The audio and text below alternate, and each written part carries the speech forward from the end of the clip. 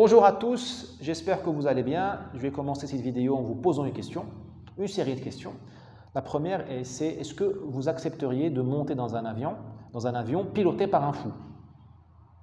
Imaginez, vous êtes à bord vous êtes assis à bord, vous voyez monter le pilote, le copilote, bourré, complètement bourré, plus d'alcool, plus de cannabis. Est-ce que vous accepterez de voler avec eux?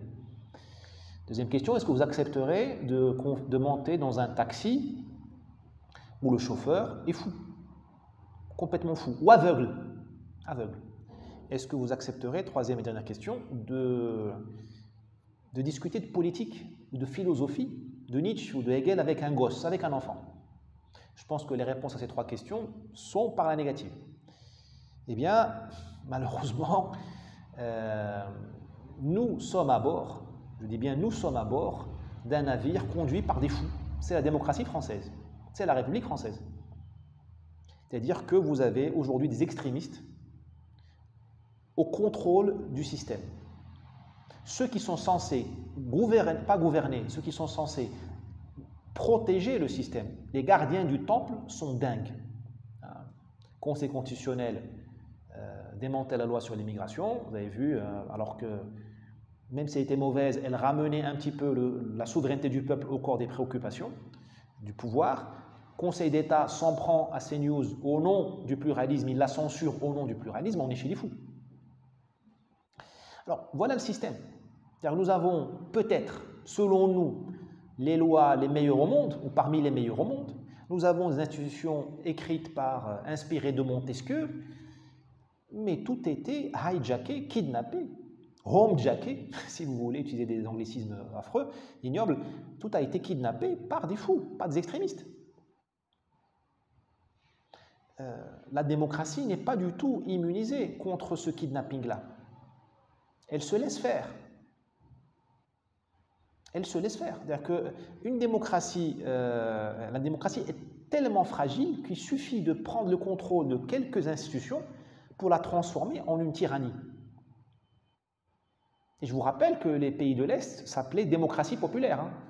La Pologne, la République tchèque, Tchécoslovaquie, Hongrie, Roumanie, c'était des prisons pour les peuples entre 1945 et 1990, mais il s'agissait de démocratie populaire.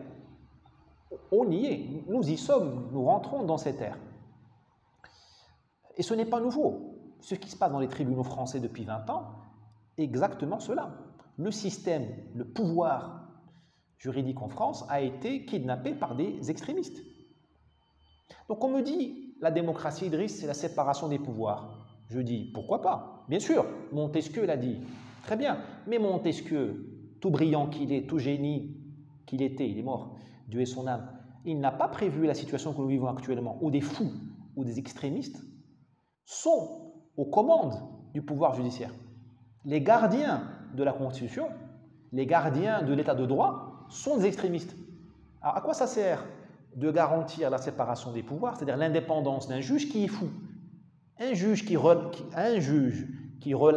juge magistrat, qui relâche un type sous OQTF, récidiviste, qui s'introduit dans une maternelle avec 2 lames de rasoir, un type qui relâche ce type-là dans la nature, je suis désolé, il ne faut pas garantir son indépendance. Il ne faut pas que son pouvoir soit séparé de l'exécutif. Non, il faut un droit de regard sur ce qu'il fait. Il faut le contredire. Et au diable la séparation du pouvoir. Au diable Montesquieu. Au diable Montesquieu. Parce que Montesquieu n'a pas prévu le scénario où le pouvoir est capturé par des extrémistes. La même chose se passe aux États-Unis, où vous avez une constitution qui est magnifique, fondée par des pères fondateurs en Madison, tout ça, qui étaient des gens extraordinaires. C'est du niveau de Elon Musk plus. C'était vraiment des gens, des forces de la nature, les fondateurs des États-Unis, en termes de pensée politique et des institutions qu'ils ont créées. Mais ils n'ont pas prévu des cas. Ils n'ont pas prévu le cas où vous avez des extrémistes qui deviennent juges à la Cour suprême, du Colorado, de je ne sais pas où, ou même de la Cour suprême de l'Union américaine, de la Fédération, et qui pratiquent la persécution politique contre X ou Y. Ils n'ont pas prévu ça. Voltaire, Rousseau que j'adore, n'ont pas prévu que les gardiens des institutions adoube la dictature covidiste. Rappelez-vous, Conseil constitutionnel, Conseil d'État, je vais plus loin, Parlement, personne n'a bougé. C'est même le contraire, ils ont approuvé l'apartheid sanitaire. Pourtant, la procédure a été suivie, hein, dans les règles de l'art, avec les tampons qui vont bien, les commissions je ne sais pas quoi, les navettes, toute la paperasse a été suivie. Formellement, nous sommes une démocratie, mais nous avons des extrémistes au cœur du système. Donc je suis désolé, cher Rousseau, tu t'es trompé. Parce que nous avons, chez nos grands philosophes, ce sont les hommes de leur époque.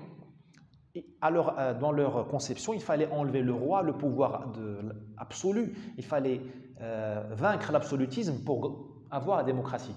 Non, il fallait vaincre la nature humaine. Et ça, on n'est pas prêt de la vaincre. La nature humaine, elle est comme ça. Elle peut te donner Debré, le fondateur, les gens qui ont écrit la Constitution de 58, elle peut te donner De Gaulle, mais elle peut te donner les juges actuels que nous avons, Conseil constitutionnel, Conseil d'État et nos députés actuels. La nature humaine, nous l'avons trop vite évacuée de notre réflexion sur les institutions. Je répète, De Gaulle en 58, qui a demandé à Debré d'écrire la Constitution de 58, la Ve République, De Gaulle n'a pas prévu Olivier Véran. Il n'a pas prévu Agnès Buzyn. Il n'a pas prévu les membres du Conseil d'État. Il n'a pas prévu Fabius. Ça ne rentrait pas dans son cerveau de voir des gens éduqués, bac plus 5, bac plus 10, appuyer la tyrannie en France, poignarder la démocratie. On en est arrivé à censurer au nom du pluralisme. Mais même le Maghreb ne fait pas ça. Même le Maghreb ne perd pas la face de cette façon-là. Même nous, on censure de manière plus élégante. Bon, je n'ai pas de réponse. Il faut vraiment maintenant qu'on rénove. Voilà ma réponse, en vérité. Il faut qu'on rénove, parce que moi, je suis fatigué du débat entre conservateurs et progressistes. Les progressistes nous disent tout va bien. Les progressistes sont contents aujourd'hui, hein, que CNews soit censuré, ils sont contents. Ouais, pour eux, c'est la démocratie qui a gagné. Les conservateurs disent oui, il faut revenir aux bases, aux fondamentaux. Non, tout le monde a tort là-dedans, parce qu'ils oublient la nature humaine. Il faut rénover. La seule certitude que j'ai, c'est qu'il faut refaire le système. Un système qui prenne en compte la folie des hommes. Bon courage. Mais ça, c'est un vrai défi. Parce que je vous mentirais si je vous disais qu'il suffit que nous, on gagne les élections pour que les problèmes soient résolus. Parce que moi-même, je ne suis pas immunisé contre l'extrémisme. Mais excuse, je ne suis pas un philosophe du service public. Je n'ai pas un ego comme ça. Je ne suis pas écrasé par mon ego. Donc, il me reste encore un petit peu de lucidité. Moi-même, je peux devenir fou demain. Fou de fanatisme. Parce que quand tu as raison, c'est là que quand tu crois que tu as raison, quand tu es convaincu que tu as raison, c'est là que tu commets l'injustice. Les gens qui sont sur CNews, RSF, tout ça, ils sont convaincus qu'ils ont raison. Pourquoi? Je vais vous dire pourquoi ils sont convaincus qu'ils ont raison. Parce que ce sont des catholiques. Ce sont des catholiques refoulés. Comme disait Todd, ce sont des catholiques zombies. Ils ont oublié Dieu, Jésus-Christ, Marie-Madeleine, Marie, le châtiment, l'au-delà, et ils ont gardé la forme de pensée catholique dans sa version la plus déplorable, c'est-à-dire les hérétiques d'un côté et les gens qui sont sur le droit chemin de l'autre. Si vous voulez, ce sont des islamistes laïcs, hein, si vous voulez, hein, ça ne génère pas les catholiques. Ce sont vos islamistes à vous. Soit il y a une seule forme de pensée, c'est la leur, et tout le reste, ce sont des kuffars. Bah, vous êtes des Français, vous ne dites pas kuffar, vous dites des gens d'extrême droite. Voilà où on en est. Voilà où on en est aujourd'hui. Et donc, moi aussi, je suis vulnérable à ça. Donc, le vrai travail de l'humanisme, la vraie défense de la démocratie, parce qu'en démocratie, on s'en fiche, moi, très sincèrement, je me fiche des noms. Démocratie, veut dire, plein de pays, plusieurs pays sont arrivés au firmament en étant des pays qui n'étaient pas démocratiques, c'était des États autoritaires, il y en a plein. Hein, d'ailleurs, les grands empires austro-hongrois, tout ça, Napoléon, les Aztèques, ce n'étaient pas des démocrates, les pharaons, ce n'étaient pas des démocrates. Vous voyez ce qu'ils nous ont laissé. Comparez les monuments des pharaons ou des tsars de Russie avec le palais Beaubourg à Paris. Hein? Comparez ça. Comparez le quartier de la Défense à Paris avec Saint-Pétersbourg, Et vous voudrez bien me dire après si la démocratie est supérieure à certaines dictatures. Hein? On pourra en discuter. Donc il faut qu'on crée un nouveau système et on se fiche du nom. Il faut qu'il soit utile et qu'il réponde à cette question. Comment prémunir la politique contre la folie des hommes? Ça, c'est un programme. En tout cas, moi, je trouve ça enthousiasmant. Si ça vous enthousiasme vous aussi, cliquez sur like, s'il vous plaît. Ça va nous aider.